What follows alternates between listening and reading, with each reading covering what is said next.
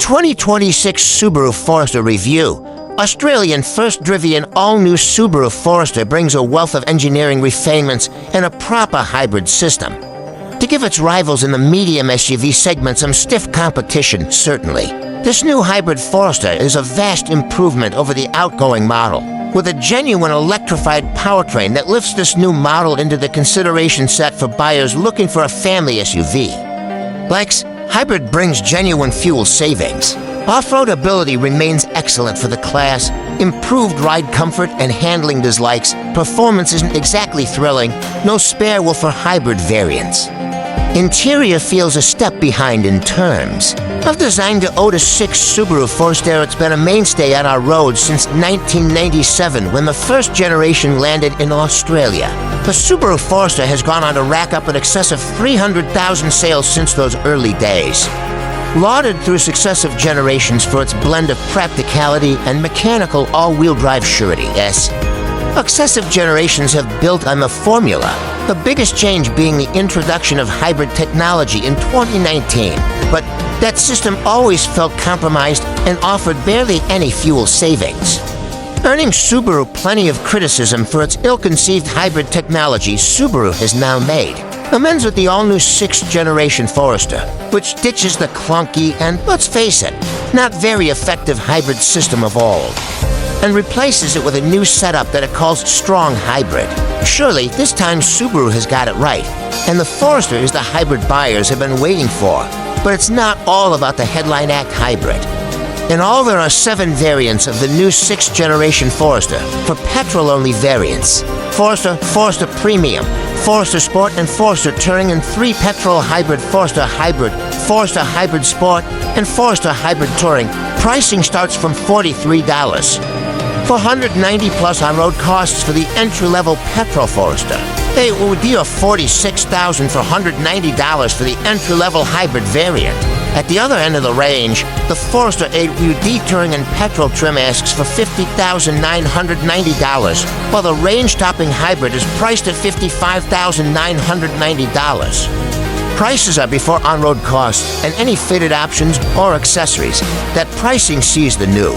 Forester compare favorably with some popular models, including the Toyota RAV4 from $45,260 for the GX Hybrid AWD, Hyundai Tucson from $48,600 for the Elite Petrol AWD or $50, $600 for Elite Hybrid AWD, and the Kia Sportage that in Petrol AWD. SX Plus grade starts from $47,080, while the SX Hybrid AWD gets underway at $49,000 for $150. The short-form version reads like this. All Foresters, whether petrol or hybrid, are powered by the same 0.5-liter horizontally opposed boxer 4-cylinder engine in petrol-only trim. It's good for 136 kilowatts and 247 newton meters. The hybrid lineup features the same basic engine, with some key differences. For starters, it runs on the more efficient Atkinson cycle, and that means on its own. It makes 121 kilowatts and 212 newton meters. However, a 90 kilowatts, 276 newton meters single electric motor, located inside the transmission at the rear of the Forester, boosts combined outputs to 145 kilowatts.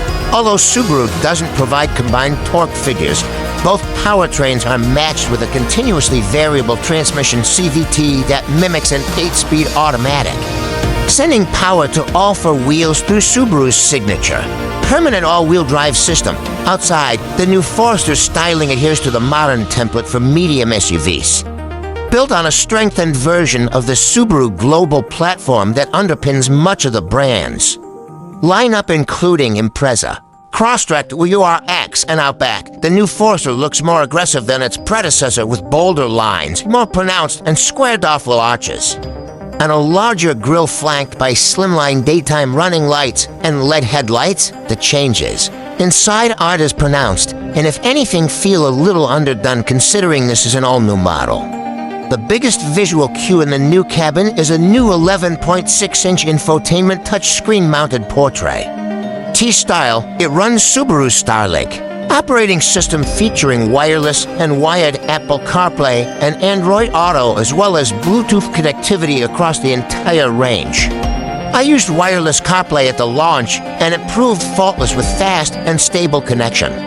Throughout that all, but the entry-level petrol and hybrid model grades store inbuilt satellite navigation, while wireless smartphone charging is standard across the entire range. It's a functional interior with plenty of physical buttons and switches for things like adjusting climate controls, augmented by toggles and buttons on the steering wheel, carried over from the previous model. Storage options are plentiful with a small but serviceable central storage bin, a pair of cup holders in the center console, bottle holders in the door cards, and the obligatory glove box. The front seats are comfortable and supportive, and have been redesigned for this update to not only improve bolstering but also ride comfort. Subaru says it has changed the way the seats are fixed in place, eliminating the previous generation's brackets in favor of attaching the seats directly to the chassis, bringing added stability to the driving experience, certainly. My time behind the wheel at launch proved comfortable. The seat's nicely bolstered with good lateral and lumbar support, which is exactly what you need for long touring stints. The new Forester's bold external styling gives it the sense of being larger than its predecessor. And while it's a minimal, 15 millimeters longer and wider, the height remains the same at 1,730 millimeters, and its 2,670 millimeters wheelbase remains unchanged, and yet. Sliding into the second row reveals a generous area for backseat passengers with plenty of toe. Nay, leg and headroom, certainly. Behind my 173 centimeters driving position, the second row seats are comfortable, and with only a small transmission tunnel, foot space for middle seat occupants is only minimally impacted. The middle seat is a little firmer than the outboard seats, but that's par for the course. Amenities include air vents and a pair of cup holders and a fold-down armrest, while the door pockets are designed to take bottles. Charging options for rotor-run USB outlets, one each Type A and dash seat cargo capacity, remains largely unchanged, with petrol variants claiming for 196 liters with the seats up, or 16670 with the second row folded away in 60-40 split fashion hybrid cars. Thanks to the electric motor located at the rear, see a reduction in available space for 8XL 16550. Australian-delivered petrol variants will be equipped with a full-size spare wheel and tire, but hybrid variants come only with a tire repair kit. Subaru does offer a full-size spare package for hybrid models, but it's an elegant solution mounted to the tow bar and asks in excess of $3,000. Subaru says it is working on a more elegant solution. The new Forester was awarded a 5-star ANCAP safety rating in 2025, achieving scores of 83% for adult occupant protection, 91% child occupant, 86% for vulnerable road users, and 75% for its safety assist systems. A full complement of Subaru's active safety and driver assist systems is standard across the entire range. Autonomous, emergency braking, lane keeping assist, lane centering assist, lane change assist, traffic sign recognition, adaptive cruise control, blind spot monitoring, reverse automatic braking, and a driver monitoring system with emergency driving stop. If the system detects the driver is unresponsive, will gradually and safely bring the car to a complete stop. I found the systems helpful rather than overbearing, with nice calibration on lane keeping assists and driver attention monitoring. While adaptive cruise control was excellent at maintaining the set speed, Subaru's cap price servicing schedule runs to $1,261.50 over 3 years, or $2,299 over 5. This is true for petrol and hybrid powertrains. Service intervals are scheduled at 12 months or 15,000 kilometers. Whichever comes first, the Forester has long built a reputation over its 28-year life in Australia, revered for permanent all-wheel drive underpinnings, family practicality, and car-like driving experience. The Forester's mechanical all-wheel drive system is a step above those offered by some of its hybrid rivals, which rely on a blend of mechanical power to the front wheels and electric drive to the rears. That mechanical connection to all four wheels ensures the Forester can tackle some more grueling terrain than its rivals. Sure, it's no hardcore off-roader, but there's a level of capability that elevates it a level or two above its competitive set.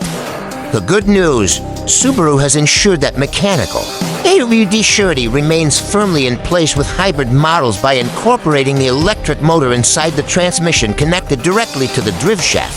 That gives the Forester Hybrid range the ability to tackle off-road sections on electric propulsion alone. We know how capable Subaru's AWD system is at handling challenging terrains, trails that would stymie some of its rivals in the segment. But what surprised is how adept the hybrid system is at tackling the same ground. I put the Forester Hybrid through some pretty challenging tests in the South Island of New Zealand. Trails comprising gravel, rocky terrain, water crossings, and sections of calf-deep rutted mud. Selecting Subaru's off-road focused X mode, which dulls throttle response to minimize will spin and adjust. As the CVT to apportion more torque at slower.